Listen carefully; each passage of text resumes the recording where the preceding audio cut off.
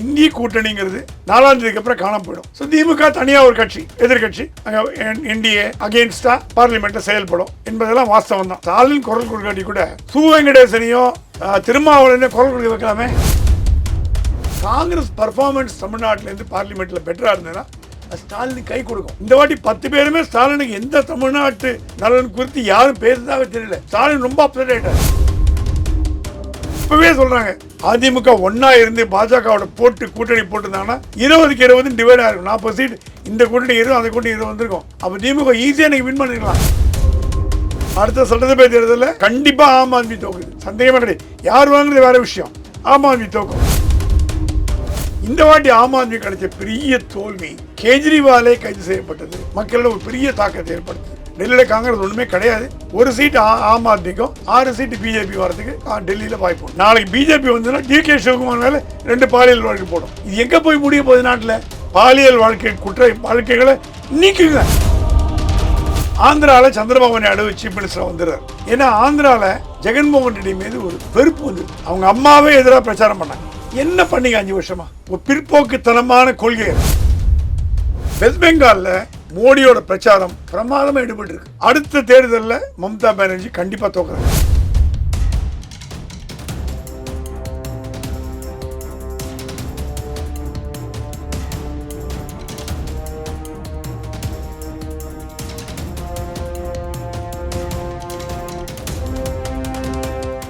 Real one voice நேயர்களுக்கு வணக்கம். இன்றைய நேர்காணலுக்காக நம்முடன் இணைகிறார் மூத்த பத்திரிகையாளர் பிரகாஷ் எம் சாமி அவர்கள். வணக்கம் சார். வணக்கம். எப்படி சார் இருக்கீங்க? நல்லா இருக்கேன், தேங்க்யூ. இப்போ இந்தி கூட்டணியை கட்டமைச்சதில் ஸ்டாலின் அவர்களுக்கும் ஒரு மிகப்பெரிய பங்கு இருக்குது தான் சொல்லலாம். ஸோ இந்த ஃபஸ்ட்டு அட்டம்ப்டே எல்லாத்தாலும் சேர்ந்த ஒரு ஃபஸ்ட்டு அட்டம்ப்டே ஒரு பெரிய தோல்வி அப்படின்னும் போது அவங்களுக்கு ஒரு பின்னாடி ஏற்படுத்துமா சார் இது?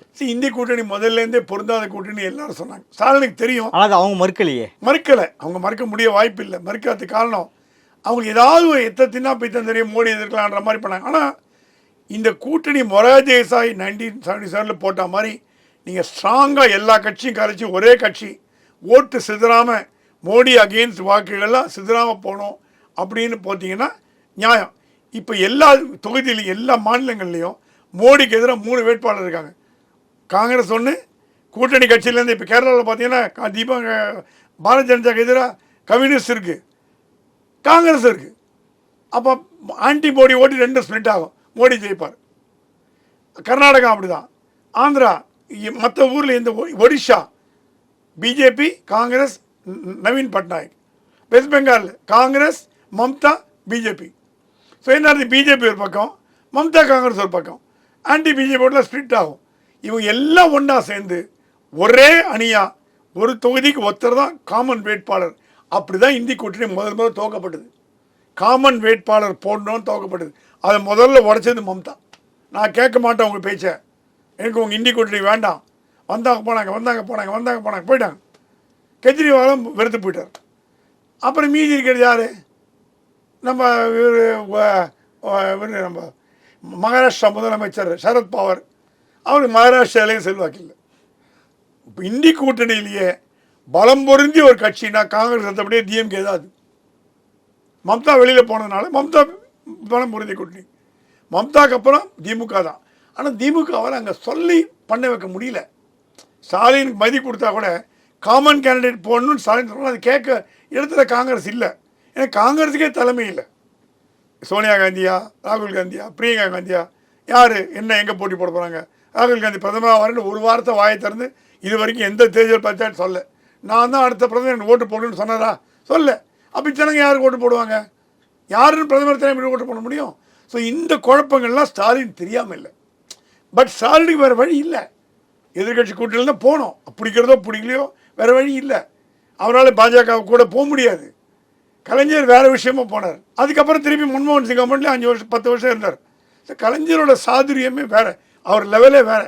அந்த மாதிரி திங்க் பண்ணுறதுக்குலாம் இப்போ ஆள் கிடையாது. ஆனால் இப்போ இருக்கிற நிலைமையில் இந்திய கூட்டணிங்கிறது 4ஆம் தேதிக்கு அப்புறம் காணாம போயிடும். ஸோ திமுக தனியாக ஒரு கட்சி, எதிர்கட்சி, பிரதான எதிர்கட்சி, 30 பேர் உள்ள அணி, திமுக அணி 30 அணி, அங்கே என்டிஏ அகெயின்ஸ்டாக பார்லிமெண்ட்டில் செயல்படும் என்பதெல்லாம் வாஸ்தவம் தான். இப்போது ஸ்டாலின் குரல் கொடுக்காட்டி கூட சு வெங்கடேசனையும் திருமாவளவனையும் குரல் கொடுக்க வைக்கலாமே. காங்கிரஸ் குரல் கொடுக்க வைக்கலாமே தமிழ்நாடு.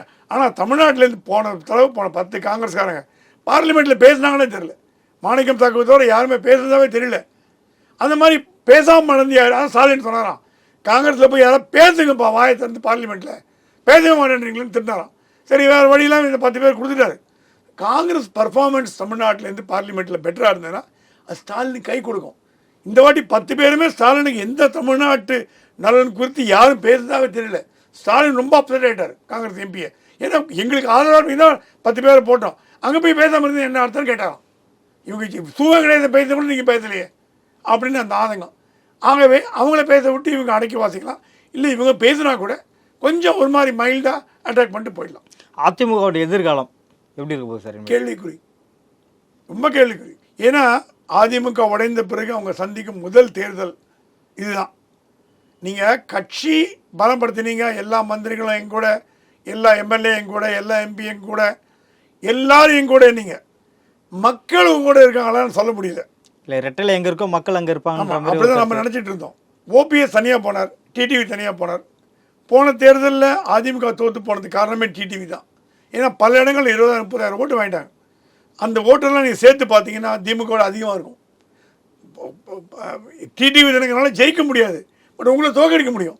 அதை அமித்ஷா கத்துறார். போன பார்லிமெண்ட் தேர்தலில் 4 பேர் 3 பேர் ஒன்றா வாங்க, Sasikala, TTV Dhinakaran, OPS, EPS எல்லாம் ஒன்றா சேருங்க, எங்களோட கூட்டணி வைங்க, நாங்கள் ஜெயிச்சு காட்டுறோம். கேட்கல, டிடிவி தினகரன் தனியாக விட்டாங்க. இப்போ இன்னும் சேர்ந்தாலும் ஓபிஎஸ் வெளில போயிட்டார். ஓபிஎஸ் டம்மி கிம்மி என்ன சொன்னாலும் இப்போ ஓபிஎஸ் ஜெயிச்சு அதிமுகவில் ஒரு 2 எம்பி வந்தாங்கன்னா அப்படியே ஓபிஎஸ் பக்கம் போயிடுவாங்க, எழுதி வச்சுக்கோங்க. அப்படியே ஓபிஎஸ், ஏன்னா ஓபிஎஸ் மக்களால் தேர்ந்தெடுக்கப்பட்டார்னா அப்போ அதிமுக இவர் தான் மக்கள் சொன்னான்னு ப்ரூவ் ஆகிடும். எடப்பாடி தேர்தலில் நிற்கல, எடப்பாடி நின்றுதானே வேறு விஷயம். எடப்பாடி நிற்காம ஆற்றால் இவர் அசோக்குமார் ஜெயிச்சா கூட அவரோட தனிப்பட்ட செல்வாக்கில் ஜெயிச்சமாக தான் கணக்கு வரும். அதிமுக கணக்கு கேட்டகரியில் வராது.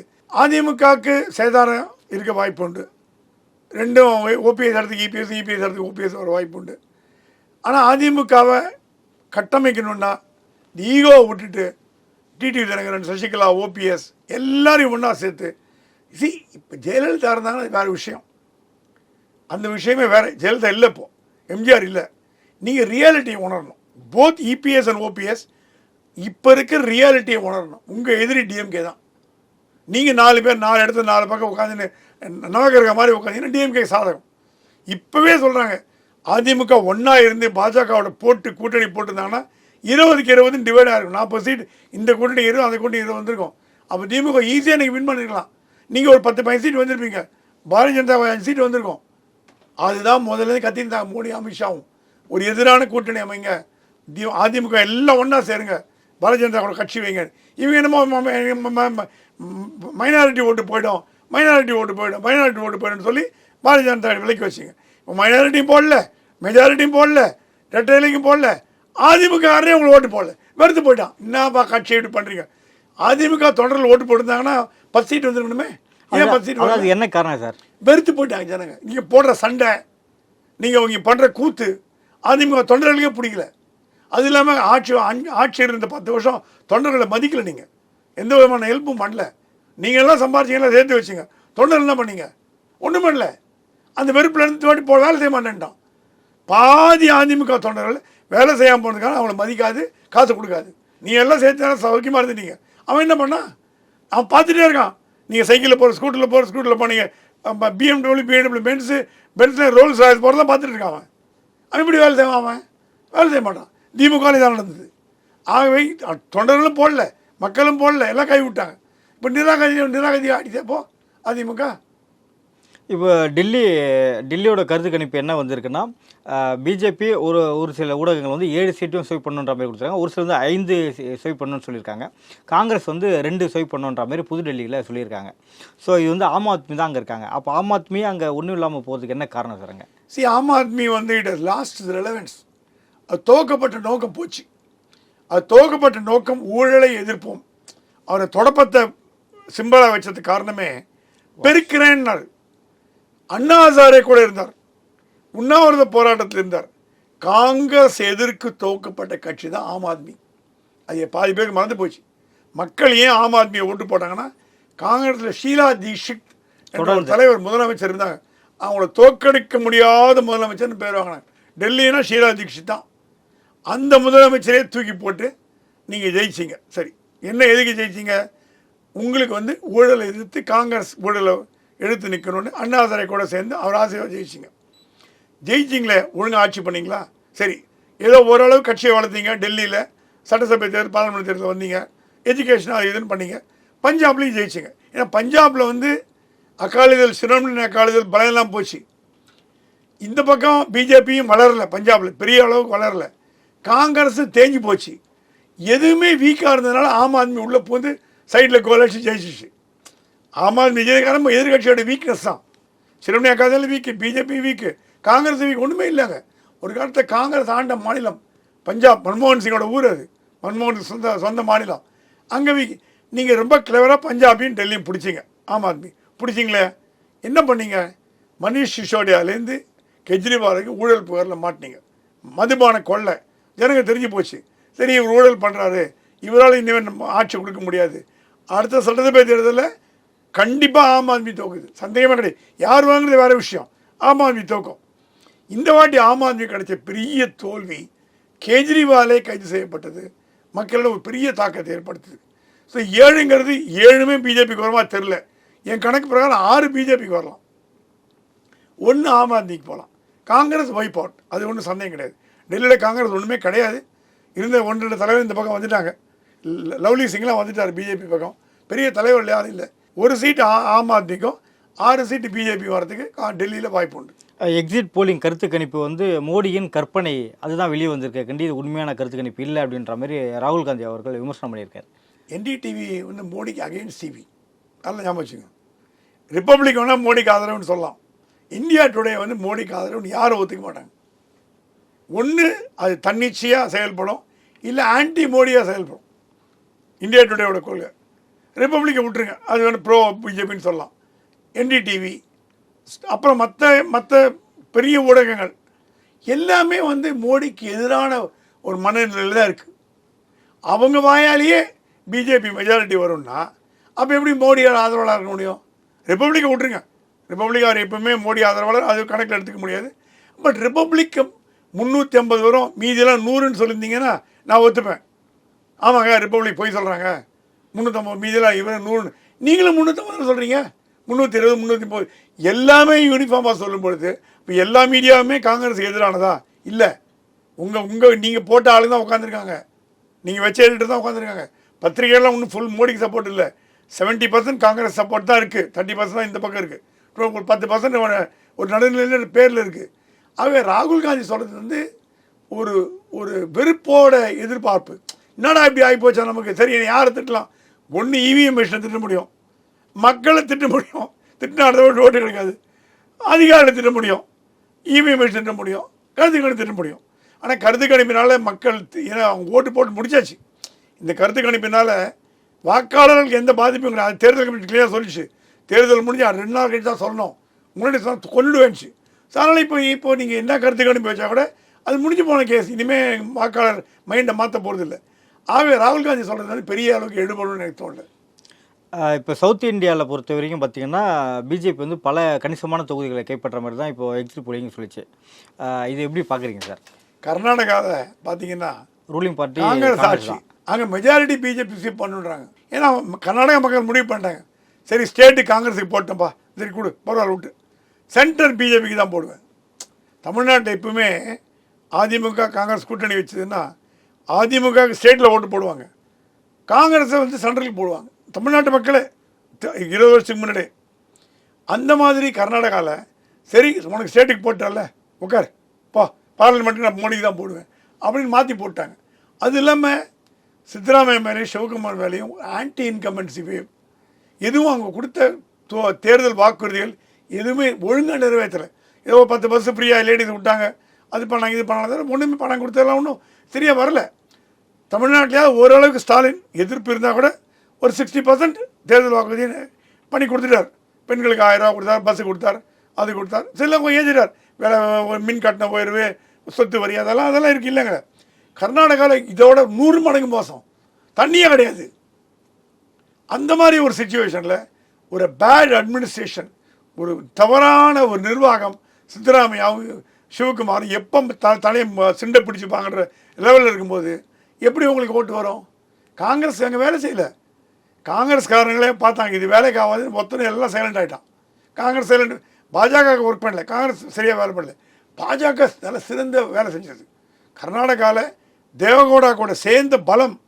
நீங்கள் என்ன தான் பாலியல் குற்றச்சாட்டு வைங்க, பாதி பாலியல் குற்றச்சாட்டு ஃபேக் குற்றச்சாட்டு ஜனங்களுக்கே தெரியும். எப்படி கஞ்சா வந்து ஒரு காலத்தில் அரசியல் ஆயுதமாக பயன்பட்டுதோ, இப்போ இந்தியாவில் முதல் அரசியல் ஆயுதம் பாலியல் குற்றச்சாட்டு. ஏன்னா அது பெண்கள் மேலே, பெண்கள் என்ன சொன்னாலும் தெய்வ வாக்கு. போலீஸ் ஸ்டேஷனில் போய் ஒரு பேப்பரில் எழுதி கை நாட்டு வச்சான்னா அந்த ஆண்மகன் அடுத்த நாளே சிறை.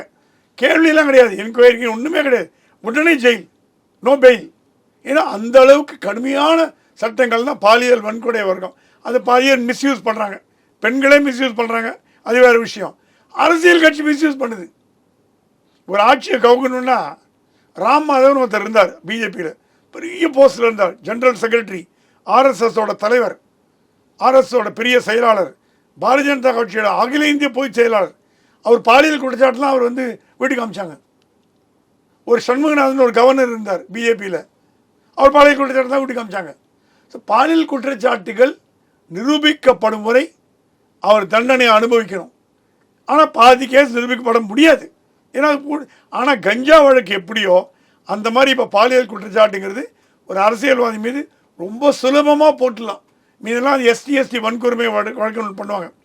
அது தளத்தினோடு ஒரு லா கொண்டு வந்தாங்க. ஏன்னா அந்த வழக்கில் புகார் கூட அடுத்த நாளே கைது. அந்த மாதிரி ஒரு காட்டு மீனாண்டித்தனமான ஒரு அரசாங்கம், சட்டங்கள், பிரிட்டிஷ் கால சட்டங்களை மாற்றுறேன்னு சொன்னீங்க, மாற்றலை. ஆண்களுக்கு எதிராக 37 சட்டங்கள் இருக்குது. ஆண்களுக்கு ஆதரவாக ஒரு சட்டம் கிடையாது.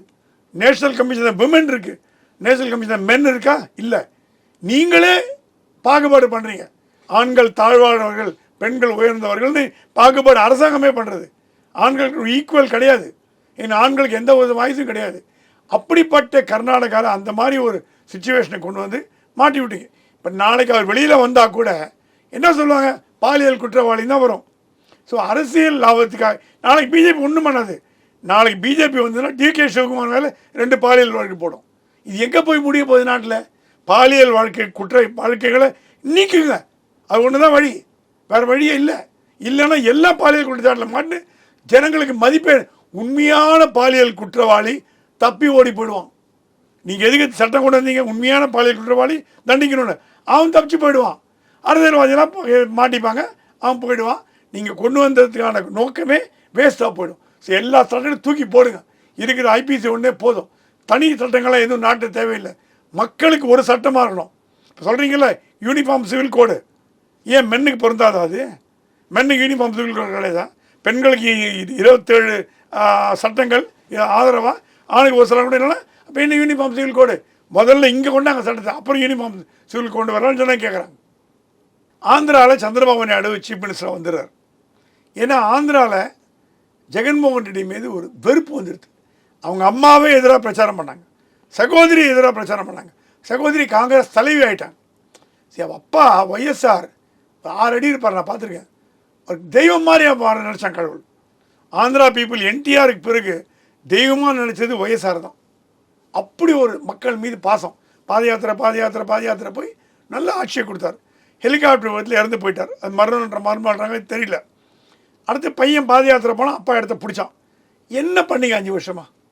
அமராவதி, அம்பிகாபதினு மாத்திரேன். நீங்கள் இங்கே மாத்திரேன், அங்கே மாத்திரேன், ஒன்றும் மாற்றலை.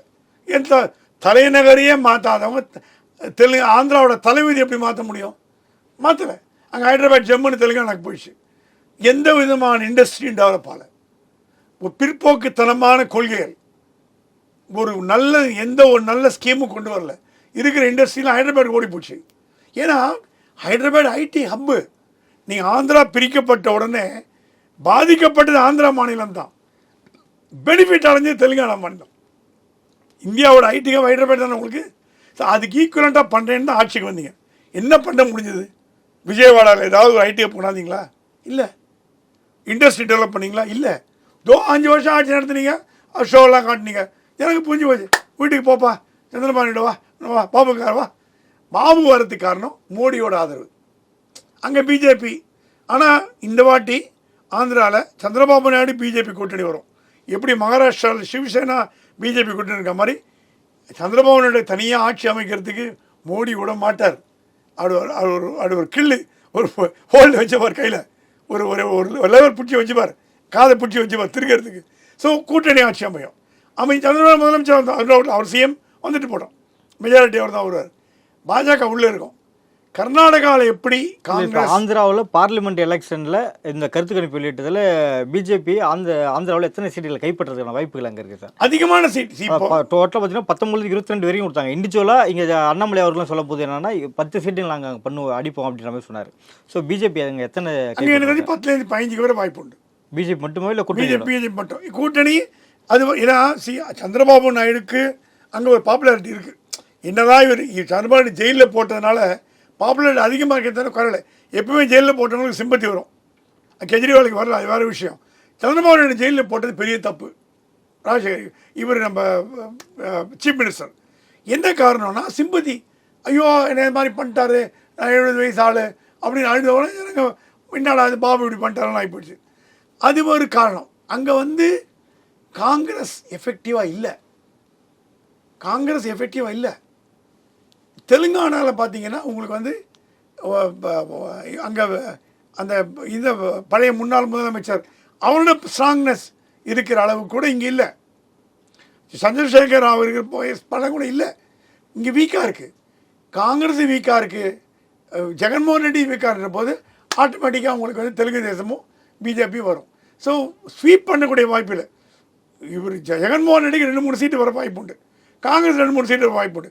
ஆனால் 70% சீட்டு என்டிஏக்கு வரும்னு நான் நினைக்கிறேன். வெஸ்ட் பெங்காலில் நிலவரம் பார்த்தீங்கன்னா அவங்களுக்கே கருத்து கணிப்பு ரொம்ப மம்தா பானர்ஜிக்கு அகேன்ஸ்டாக தான் வந்திருக்கு. சரி, இது எப்படி பாருங்க, எதனால் இந்த மாற்றம் அங்கே அப்படி வந்திருக்கு சார்? சட்டசபை தேர்தலில் மம்தா பானர்ஜிக்கு பெரும்பாலான வாக்கு கொடுத்து முதலமைச்சர் ஆகினாங்க. எப்பவுமே பெங்காலிகள் ஒருத்தர் மீது நம்பிக்கை வச்சாங்கன்னா நம்பிக்கையை எடுக்க மாட்டாங்க. ஜோதி பாசு 30 வருஷம் முதல்ல இருந்தார். இந்தியாவிலே லாங்கஸ்ட் டென்யூர். அவர் மாதிரி முதலமைச்சரை பார்க்க முடியாது. அவர் மீது எந்த ஊழல் காட்டு குற்றச்சாட்டும் இல்லை. மக்கள் அவர் அப்படியே பாராட்டி எடுத்தாங்க. அவராக பதவி வரைக்கும் போன பிறகு தான் எடுக்க முடிஞ்சது. அவர் யார் ரீப்ளேஸ் பண்ண முடியல. அப்புறம் புத்தே பட்டச்சரை போட்டு அவர் சரியாக பண்ணல. அப்புறம் இப்போ சிபிஎம்ன்ற கட்சியே வெஸ்ட் பெங்கால் எல்லாம் போய் அழிஞ்சு போச்சு, துடைத்தெடுக்கப்பட்டது. கேரளாவில் மட்டும்தான் கம்யூனிஸ்ட் இருக்குது. இந்தியாவில் கேரளாலையும் வெஸ்ட் பெங்கால், மணிப்பூர் இங்கே எல்லாம் தான் கம்யூனிஸ்ட் கொஞ்சம் இருக்கும். இப்போ கேரளாவை தவிர மீது எல்லா இடத்துலையும் கம்யூனிஸ்ட் பேச்சே கிடையாது.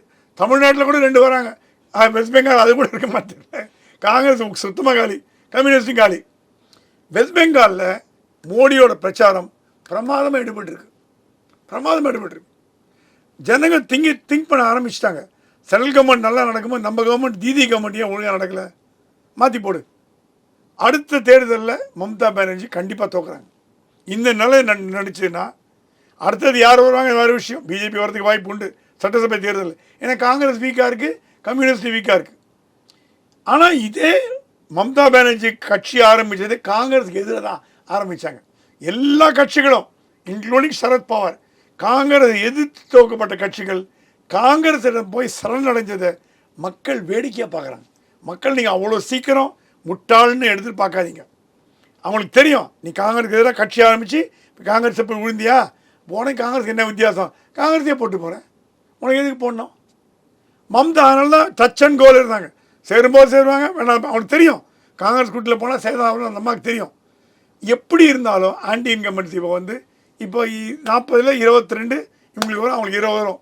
பாரதிய ஜனதா கட்சி 2 சீட் அதிகமாக வாங்கினா கூட அதை வச்சே மம்தா காலி பண்ணிடுவாங்க வெஸ்ட் பெங்காலில். வெஸ்ட் பெங்கால் அடுத்த தேர்தலில் முதலமைச்சராக வரதுக்கு எந்த விதமான வாய்ப்பும் இல்லை. வெஸ்ட் பெங்காலில் ஆட்சியை பிடிக்கிறதுக்கு பாரதிய ஜனதா கட்சிக்கு ரொம்ப ஸ்ட்ராங்காக இருக்குது. சிஏஏ அங்கே வேலை செய்யுது. வெஸ்ட் பெங்காலில் மட்டும்தான் சிஏஏ வேலை செய்யுது. ஏன்னா அஃபெக்டட் பார்ட்டி பார்டர்லேருந்து கிராஸ் பண்ணி வராங்க. அவங்க இங்கே கஷ்டம் சொல்லும்போது ஜனங்க மத்தியில் ஒரு அச்சம் இது ஏற்படுறது. Consolidation of Hindu vote bank west பெங்காலில் இந்த அதிகமாக இருக்குது. ராமர் கோயிலோ மோடியோ அது தெரியல. வெஸ்ட் பெங்கால் ஏன்னா மம்தா ரொம்ப மைனாரிட்டி பக்கம் போக போக போக போக இந்துக்கள்லாம் அவங்களே ஒன்று சேர்க்குறாங்க. அவங்க ஒன்று சேராட்டி கூட மம்தாவோட நடவடிக்கைகள் இந்துக்களை இணைக்கிறது. நீ ரொம்ப மைனாரிட்டி அப்பீஸ்மெண்ட் பண்ணி அப்படியே அந்த பக்கம் போனீங்கன்னா மெஜாரிட்டி மட்டும் சேருவாங்க. இது வரைக்கும் பாஜகவுக்கு ஓட்டு போடாத இந்துக்கள், காங்கிரஸுக்கு ஓட்டு போட்ட இந்துக்கள், மம்தா பானர்ஜிக்கு ஓட்டு போட்ட இந்துக்கள்லாம் இந்த வாட்டி பிஜேபிக்கு போட்டாங்கிறத இது அறிகுறி. நடப்பு அரசியல் குறித்து பல்வேறு கருத்துக்களை பற்றி மிக்க நன்றி சார். நன்றி.